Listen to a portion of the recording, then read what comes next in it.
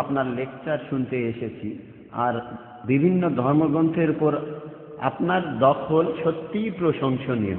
আপনি যথেষ্ট আত্মবিশ্বাসী, আর অনেক মুসলিম আছেন তারা আপনার কথা মানে। এখন আপনার কাছে আমার প্রশ্নটা কিছুটা রাজনৈতিক। আপনার কাছে আমার প্রশ্নটা হলো, আপনি কি মুসলিম ভাই বোনদের এই উপদেশ দেবেন যে তারা মহাত্মা গান্ধীর নীতিগুলো অনুসরণ করবে? যেমন ধরে অহিংস আন্দোলন আর সত্যাগ্রহ, এই সব আন্দোলনের মাধ্যমেই আমরা ব্রিটিশদের কাছ থেকে স্বাধীনতা পেয়েছি। আমি সবগুলো ধর্মগ্রন্থকেই শ্রদ্ধা করি, যেমন কোরআন, গীতা, বাইবেল। তবে আমার মনে হয় আমার প্রথম পরিচয়টা হলো আমি একজন ইন্ডিয়ান। তাহলে মুসলিম ভাই বোনদের উপদেশ দেবেন মহাত্মা গান্ধীর নীতিগুলো অনুসরণ করতে, যেমন অহিংস আন্দোলন, সত্যাগ্রহ, অথবা মহাত্মা গান্ধীর অন্য যে কোনো নীতি? ভাই, আপনি প্রশ্ন করলেন যে আমি কি মুসলিম ভাই বোনদের মহাত্মা গান্ধীর নীতি অনুসরণ করতে বলবো, তারপর বললেন যে মহাত্মা গান্ধীর যে কোনো নীতি, যেমন অহিংসা নীতি আর সত্যগ্রহ। সরি, আমি পরিষ্কার করে বলি, মহাত্মা গান্ধীর যে কোনো নীতি। আপনার প্রশ্নটা বুঝতে পেরেছি। আপনি বললেন নীতিগুলো মানে সবগুলো নীতি, তারপরে বললেন যে কোনো নীতি। আমি দুটোরই উত্তর দিচ্ছি। মহাত্মা গান্ধীর যে নীতিগুলো আছে, যেগুলো কোরআনের সাথে মিলে যায়, আল্লাহর কথার সাথে মেলে, আমাদের নবীজির কথার সাথে মিলে যায়, আমার কোনো আপত্তি নেই। মুসলিমদের বলবো সেই নীতিগুলো পুরোপুরি মেনে চলেন। যেমন ধরেন সত্যাগ্রহ আন্দোলন, মহাত্মা গান্ধীর অহিংসা আন্দোলন, একই কাজ নবীজিও করেছিলেন। এমন না যে তিনি মহাত্মা গান্ধীকে অনুসরণ করেছেন, মহাত্মা গান্ধী নবীজিকে অনুসরণ করেছেন, এই ব্যাপারে পরে বলছি। আমাদের নবীজির নবুয়ত লাভের পরবর্তী সময়টা যদি দেখেন, তখন আনুমানিক 13টা বছর তিনি মক্কায় ছিলেন। তিনি অনুসারীদের বললেন, খুনোখুনি নয়। অনেক অমুসলিম ইসলাম গ্রহণ করেছিল যারা ছিল দুর্ধর্ষ যোদ্ধা। তিনি বললেন, তোমাদের জিহাদ হলো সবর। সবর মানে ধৈর্য ধরা।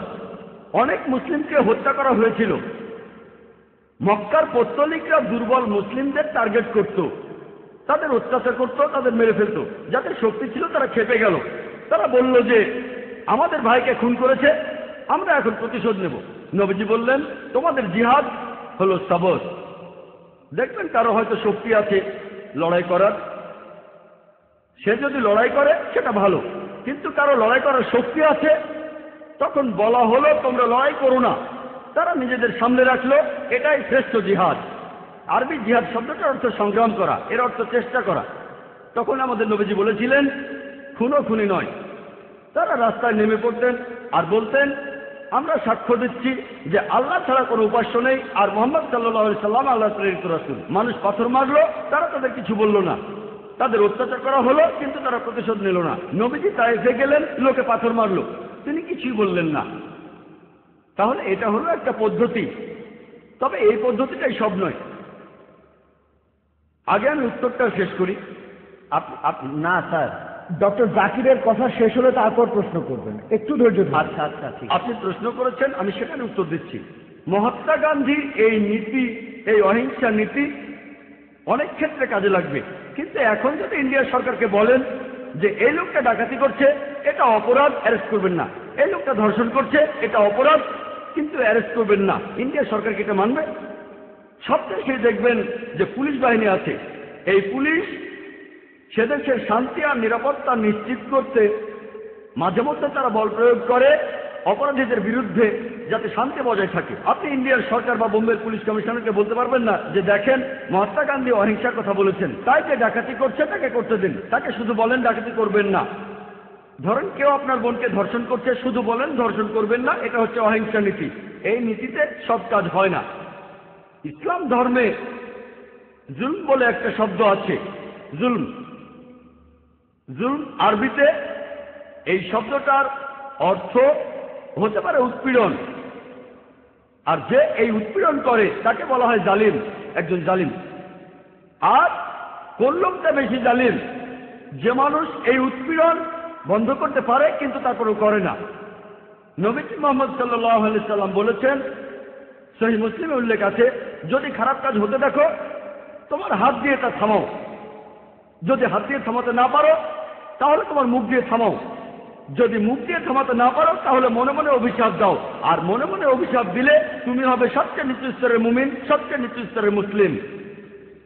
যদি আপনি দেখেন কেউ ধর্ষণ করছে, মহাত্মা গান্ধী বলেছেন ধর্ষণ করবেন না, তখন যদি আপনার তাকে থামানোর সামর্থ্য থাকে আপনার হাত দিয়ে তাকে থামান।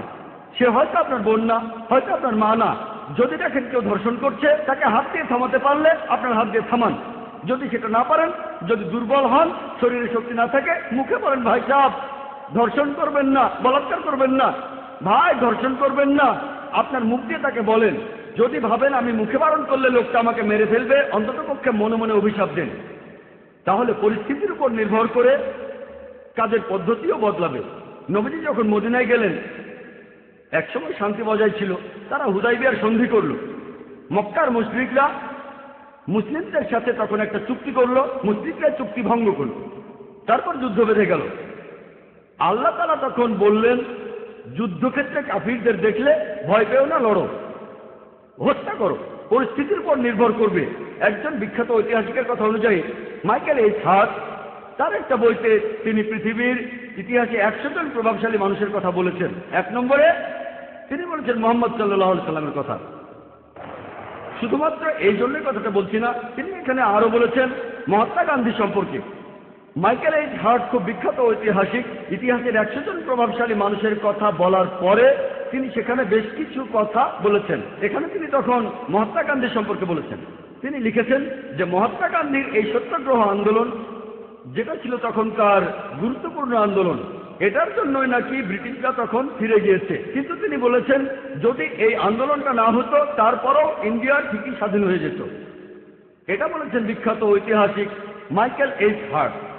তাহলে যেটা বুঝতে পারি, পরিস্থিতির উপর নির্ভর করে কাজের পদ্ধতিটা ঠিক করতে হবে। সবসময় অহিংসা নীতি চলবে না। মাঝে মধ্যে দেশে শান্তি বজায় রাখার জন্য আমাদের বল প্রয়োগ করতে হয়। যেমন দেখেন, প্রত্যেক দেশে পুলিশ বাহিনী থাকে, আইন প্রয়োগ করে।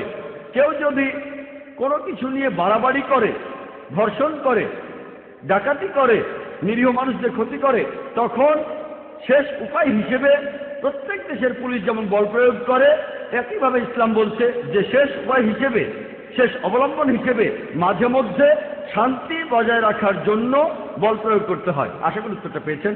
আর কিছু বলতে চাইলে এখন বলতে পারেন। না স্যার, উত্তরে আমি সন্তুষ্ট। আপনাকে অনেক ধন্যবাদ। সেজন্য বলেছিলাম বাধা দেবেন না, এটা আমার পেশা, আমি এই কাজটাই করি। পুরো উত্তরটা শুনলে তারপর বুঝতে পারবেন। আমি শুরু করলে যদি হাত তোলেন, যখনই আপনি আপনার হাতটা তুলছেন আপনার মাথায় তখন প্রশ্নটা ঘুরছে, আমার উত্তরটা শুনছেন না। যখন আপনি শুনেছেন মনোযোগ দিয়ে ইনশাল্লাহ, তাহলে বুঝতে পারবেন। না পারলে ইনশাল্লাহ আপনি আরো সুযোগ পাবেন। এছাড়া আমি এখানে উপস্থিত সব মুসলিম ভাই বোনদের অনুরোধ করব, আপনারা ডাক্তার জাকির নায়েকের মতো একজন অসাধারণ মানুষকে পেয়েছেন। দয়া করে আপনারা সবাই উনাকে অনুসরণ করবেন। অবশ্য এমন অনেক মানুষই আছে যারা ঠিক পুরোপুরি মেনে চলে না। আশা করি যে মুসলিম ভাই বোনেরা ইসলাম ধর্ম পালন করবে পুরোপুরি, আর ইন্ডিয়াকে গর্বিত করবে। ধন্যবাদ। আপনাকেও ধন্যবাদ। আমি অনুরোধ করব মুসলিমদের সবাইকে অনুসরণ করবেন নবীজি মুহাম্মদ সাল্লাল্লাহু আলাইহি সাল্লামকে, আর সর্বশেষ আসমানি কিতাব এই পবিত্র কোরআনকে। এখানে ভাই আপনি বললেন যে মুসলিমদের উচিত আমাকে অনুসরণ করা। আমি অনুরোধ করব তখনই আমাকে অনুসরণ করবেন যখন আমি কোরআন আর সহিহ হাদিস অনুসরণ করব। তাই আমি বলবো আমাকে অনুসরণ করার কথা বললেন, আমি বলবো আমাকে অনুসরণ করবেন না, কোরআন আর সহিহ হাদিসের সাথে মিললে অনুসরণ করবেন। যদি কোরআন আর সহিহ হাদিসের সাথে না মেলে তাহলে ডক্টর জাকির নায়েকও জিরো। জাকির নায়েকের তখন কোনো মূল্য নেই। আমি যা বলছি সেটা যদি চূড়ান্ত আসমানি কিতাব পবিত্র কোরআনের সাথে মেলে আর শেষ নবী মুহাম্মদ সাল্লাল্লাহু আলাইহি সাল্লামের কথার সাথে মেলে তাহলে অনুসরণ করবেন। আমি অনুরোধ করব আমার কথার সাথে কোরআন আর হাদিসের মিল থাকলে তবে অনুসরণ করবেন। ভাই অভিষেক এসেছেন, যিনি একটু আগেই প্রশ্ন করলেন, তিনি স্টেজের পেছনেই আছেন। তিনি ডক্টর জাকির নায়েকের কাছ থেকে আরেকটা কোরআন নেওয়ার সুযোগটা হারাতে চান না, তাই উনি স্টেজে আসছেন।